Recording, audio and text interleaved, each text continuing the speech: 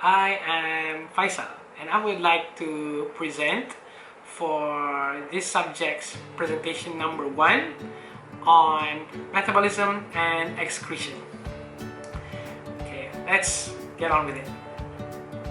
Okay, so allow me to give an introduction on what I would like to present today. So I would like to present on basically what is metabolism and what is excretion.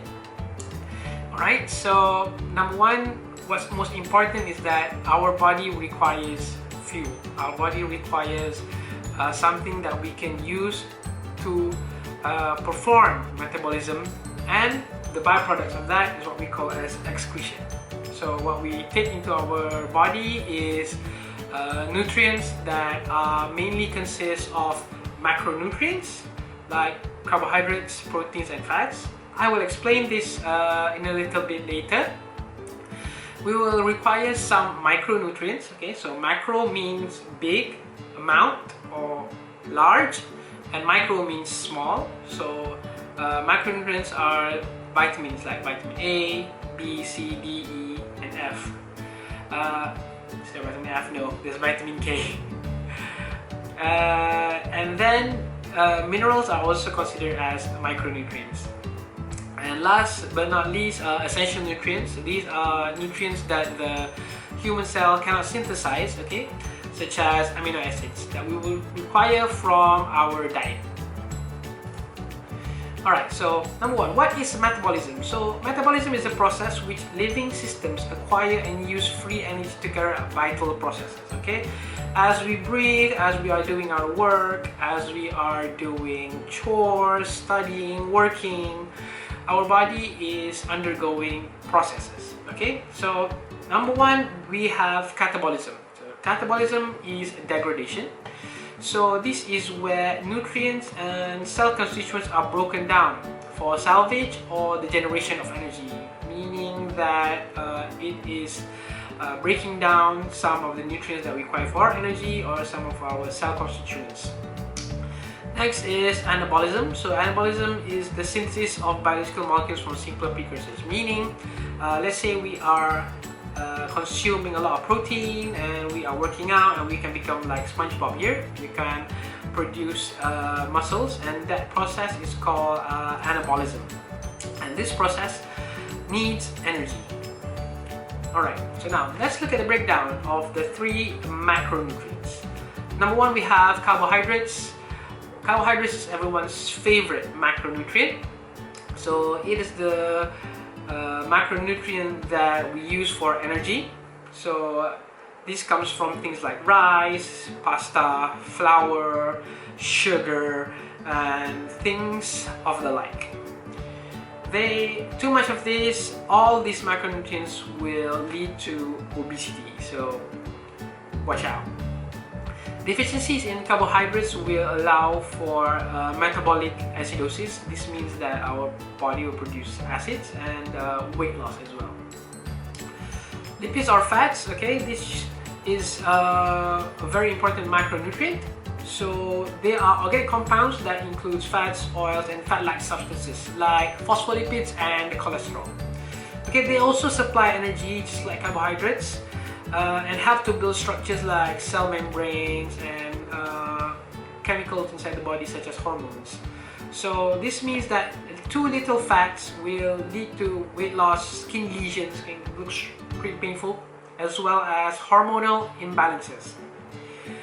And protein, which is the last macronutrient here, polymers of amino acids. This means that we have the building blocks of amino acids and we combine it together, we will get protein. So protein is a polymer. Okay, so they have a wide variety of functions, including building more protein. Okay, structural proteins like in our muscles, things like enzymes, some hormones, plasma protein, and protein also supplies energy. The waste part of protein, which is urea, and too little protein will lead to extreme weight loss, muscle wasting, anemia, and growth retardation. Alright, so now how do we balance okay, metabolism. Our metabolism is tied to what we call as energy expenditure. So all these macronutrients which supplies energy can be like broken down into the following summary. So carbohydrates, they have 4.1 calories per gram. Okay, so 1 gram of carbohydrates gives us 4.1 calories. Lipids or fats, okay, lipids and fats, they double the amount of energy that carbohydrates give, so it's around 9.5 calories per gram. And protein has the same calorific value to carbohydrates at 4.1 calories per gram. Alright, so do you know your total energy expenditure? Okay, so this is a pretty simple exercise that we all can do. We could go into our computer browser or our phone. We can just Google TDE calculator. So it will ask us our height, our mass, our weight, as well as how active we are, if we are sedentary or we are active or semi-active, and we will calculate for us a general total daily energy expenditure. So that is how much energy or calories that we will need to maintain our current weight. So how many calories can we eat? There are tables like this. Okay, you can take a screenshot of the screen and see if you can spot your details. It's either male or female. Look at your age and see if you're sedentary or not. But this is just a general amount of calories that we will require to maintain our current weight.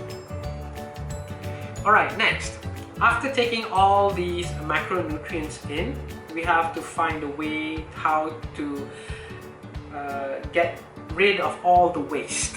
Okay, so this is the process that we call digestion and excretion.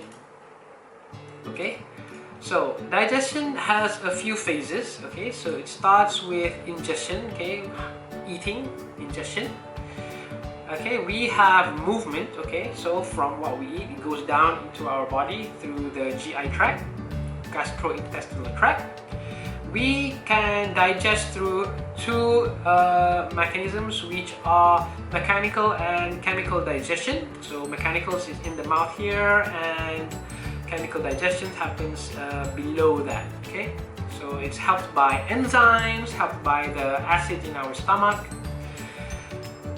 followed by adsorption. So absorption is happening inside our intestines, and then it's followed by elimination and excrement. Okay, so that happens in the large intestines, and that's where we excrete the waste. So digestion is the process of breaking down food into forms that body can use. Okay, so this means that, let's say we are eating a burger. So we can't use the burger in its raw form. It has to be broken down into the macronutrients that our body can absorb, and then we can use the nutrients to either for metabolism. Alright, so now regarding excretion. So excretion is the process where we get rid of all the waste that are in our body. Okay, and it also will tell us how good we are in the gut. Okay, so this diagram on the screen is what our poo says about you. Okay, so if we have too little water, too much water, are we having some sort of infection in the gut? Are we having too much fiber? Are we having too little fiber?